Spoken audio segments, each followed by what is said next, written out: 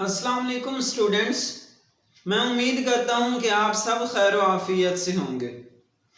तो स्टूडेंट्स, आज हम स्टार्ट करने लगे हैं चैप्टर नंबर 23, जिसका टाइटल नेम है हमारे पास इंफॉर्मेशन हैंडलिंग। इंफॉर्मेशन हैंडलिंग का अब मतलब क्या है? तो स्टूडेंट्स, इंफॉर्मेशन जो है वो ज़्यादातर ये लफ्ज़ कंप्यूटर में यूज़ होता है। कंप्यूटर में इंफॉर्मेशन का वैसे मतलब तो होता है मालूमात। तो कंप्यूटर में जब हमारे पास ज़्यादा मालूमात आ जाती है, ज़्यादा इंफॉर्मेशन आ जाती है, तो हम क्या करते हैं, उनको फाइल्स एंड फोल्डर्स में अरेंज कर देते हैं। फाइल्स मुख्तलिफ बना के रख लेते हैं और मुख्तलिफ फोल्डर्स बना के रख लेते हैं। फॉर एग्जाम्पल, एक स्कूल का डाटा आया हमारे पास, उसमें मुख्तलिफ क्लासेस का डाटा था। वो जब सारी हमारे पास इंफॉर्मेशन इकट्ठी आई तो हम कंप्यूटर में क्या करते हैं, उसकी क्लासेस के फोल्डर्स अलहदा कर दिए, फिर क्लासेस में सेक्शंस की अलहदा अलहदा फाइल्स बना दी। ये तो बात हो गई कंप्यूटर की। लेकिन जब हम मैथमेटिक्स में इंफॉर्मेशन हैंडलिंग की बात करते हैं तो हम इंफॉर्मेशन को मैथमेटिक्स में टेबल्स की फॉर्म में अरेंज करते हैं, उसे हैंडल करते हैं। तो ये जो इंफॉर्मेशन को हैंडल करना, ये मैथमेटिक्स की जो ब्रांच है इसे कहते हैं स्टैटिस्टिक्स। जो आपकी बुक के पेज नंबर 263 के ऊपर, यानी जो फर्स्ट पेज है चैप्टर नंबर 23 का, उसके ऊपर लिखी हुई है। लिखा हुआ ये है, statistics is a branch of mathematics that involves drawing conclusions from collected numerical data. यानी ये जो स्टैटिस्टिक्स ये ब्रांच है मैथमेटिक्स की, और इसमें हम न्यूमेरिकल डाटा यानी जो वैल्यूज की फॉर्म में, नंबर्स की फॉर्म में गिवन होता है, उसे हम कंक्लूड करते हैं। कंक्लूड का मतलब अरेंज करके उसे थोड़ी इंफॉर्मेशन, यानी थोड़ी में बहुत सारा डाटा गिवन होता है, हम उसे छोटा सा टेबल बना के उसे अरेंज करके उसे थोड़ी सी वो इंफॉर्मेशन हमें मिल जाती है उससे। तो टेबल्स में हम उस डाटा को अरेंज कर देते हैं। तो स्टूडेंट्स, इस लेक्चर में हम इस पूरे चैप्टर का इंट्रोडक्शन डिस्कस करेंगे।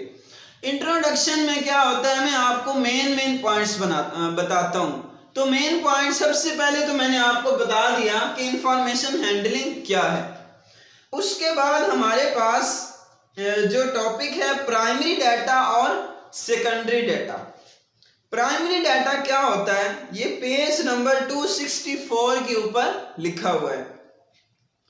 तो लिखा हुआ क्या है, प्राइमरी और raw data is collected for the first time and is therefore original in characters। अब तो स्टूडेंट्स, प्राइमरी डाटा का मतलब क्या हुआ कि अनप्रोसेस्ड डाटा, यानी जो हमने ओरिजिनली किसी से पर्सनली इंटरव्यू करके या हमें ओरिजिनल फॉर्म में जो डाटा मिला वो होता है प्राइमरी डाटा, यानी किसी सोर्स के थ्रू नहीं, आपने डायरेक्टली इकट्ठा किया। तो सेकेंडरी डाटा क्या होता है, ये प्राइमरी डाटा हमने डिस्कस किया। अब बात करते हैं सेकेंडरी डाटा की। सेकेंडरी डाटा क्या होता है? Secondary data is data that has already been collected by someone and has been analysed by statistical procedures at least once. इसका मतलब क्या है कि सेकेंडरी डाटा वो डाटा होता है जो आपने किसी बंदे के थ्रू या किसी शख्स के थ्रू या किसी और मीडियम के थ्रू आपने इकट्ठा किया हो, वो होता है सेकेंडरी डाटा। यानी आपने खुद ना इकट्ठा किया हो, किसी और को कहकर आपने इकट्ठा करवाया हो और उस पर कोई ना कोई प्रोसेस हो चुका हो। यानी आपने अगर डाटा इकट्ठा किया तो उस पर अगर आप कोई प्रोसेस कर देते हैं, आप उसको अरेंज कर देते हैं, उसको मॉडिफाई करते हैं, तो उस पर वो कोई प्रोसेस हो गया तो वो अब सेकेंडरी डाटा बन गया है, अब वो प्राइमरी नहीं है। नेक्स्ट, अगला टॉपिक मैंने लिखा मीन, फिर मीडियन है और फिर मॉड है। अब बात करते हैं मीन की। मीन क्या होता है? जो इस चैप्टर में टॉपिक्स हैं मीन, मीडियन और मॉड। तो मीन क्या है? पेज नंबर 269 इसके ऊपर लिखा हुआ है the mean value of a set of data is the average value of the given data. यानी ये जो मीन है ये है बेसिकली एवरेज। अगर आपको किसी भी नंबर का मीन फाइंड करने को कहा जाए तो आप क्या करेंगे? उसकी एवरेज फाइंड कर लेंगे। एवरेज क्या होती है वो हमने चैप्टर नंबर 10 में डिस्कस किया कि sum of values divided by number of values. For example आपके पास ये नंबर गिवन है 1 2 3 3 4 और 5। फॉर एग्जांपल ये आपके पास नंबर्स गिवन है। अब आपको कहा गया कि इसका मीन फाइंड करके दें। तो इसका मीन आप कैसे फाइंड करेंगे? Mean is equal to sum of values 1 plus 2 plus 3, फिर आगे plus 3 plus 4 plus 5 divided by number of values. तो वो कितनी है? 1 2 3 4 5 6। तो 6 ये आपकी आप 6 पे इसको डिवाइड कर देंगे। इसका सम फाइंड करके 6 पे डिवाइड करेंगे तो आपको मीन यानी इसकी एवरेज मिल जाएगी। अब बात करते हैं मीडियन की। मीडियन क्या होता है?